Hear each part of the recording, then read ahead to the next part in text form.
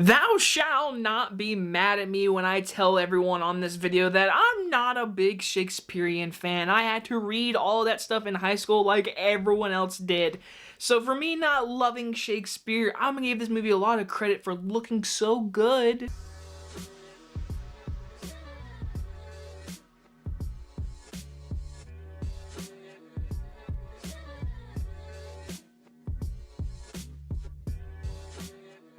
The Tragedy of Macbeth stars Denzel Washington and Frances McDormand. Is about a Scottish lord becomes convinced by a trio of witches that he will become the next king of Scotland, and his ambitious wife supports him in his plans of seizing power. From director Jole Coen, one of the Coen brothers of classics like The Big Lebowski, No Country for Old Men, Fargo, a bunch of classics. Well, it's just Joel this time, and he's doing a project apparently he's been wanting to do for a very long time, which is basically a Tragedy of Macbeth, the Shakespearean story of Macbeth, which, again, if you like Shakespeare, you love his plays, you love his stories, then go watch this movie, like, immediately. But I'm going to tell you guys, this is not my kind of movie. I watched it last night, and I fell asleep. And I woke up, and I was like, I gotta watch the ending. So I finished the movie today, and I was like, you know what?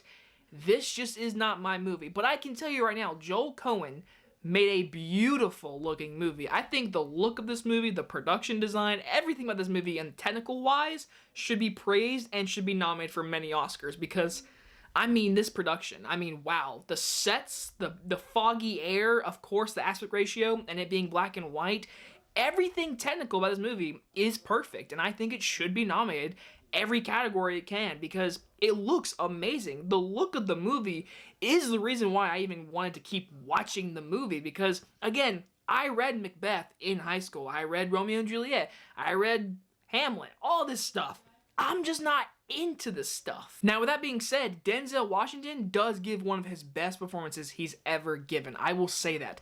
Honestly, I'm giving it to every performer in this movie. Any performer ever in history movies that does a movie that involves Shakespearean talk, I respect the hell out of because it's just listening to him, I'm like, I don't know what the fuck they're saying. Half the time, I'm like, I don't know what you're saying. I understand the action he's doing, what he's doing to this king to become king and da-da-da-da, all this kind of stuff, and it makes sense to watch, and I think that's why visually the movie looks great and why its story is being told, but like half the time, I don't know what they're saying. I have no idea. I understand, like, actions, but voice work, I'm sorry, I'm just not into it. And he's doing a great job, so is Frances McDormand. Heck, the guy from Harry Potter, I forget his name, he's great. Everyone in this movie is great, but honestly, it's just not my kind of movie. And that's honestly fair. So why are you saying, Jacob, why'd you watch it? Why'd you review it? Well, it's because it's going to be nominated for Best Actor, and I want to know all the Oscar movies. That's really, honestly, the real reason I watched this movie. Technically, filmmaking-wise, looks beautiful. The mist, the black and white, everything about it. Production, costumes, acting, all top tier.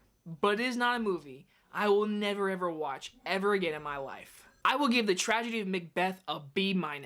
But for real, if you go and watch this movie on Apple TV and you love it, and you love Shakespearean stories and all that kind of stuff, I am so happy for you. But again, this is not my kind of movie. I honestly should have not reviewed it. That's just the honest fact. I should not have reviewed it, but I did watch it, and this is my opinion. So go ahead and hate me, but it's okay. Great acting, though. Great acting. Denzel, man, he is a trooper. Anyway, guys enjoy this review, and I'll see you guys in the next one. Bye-bye, everyone.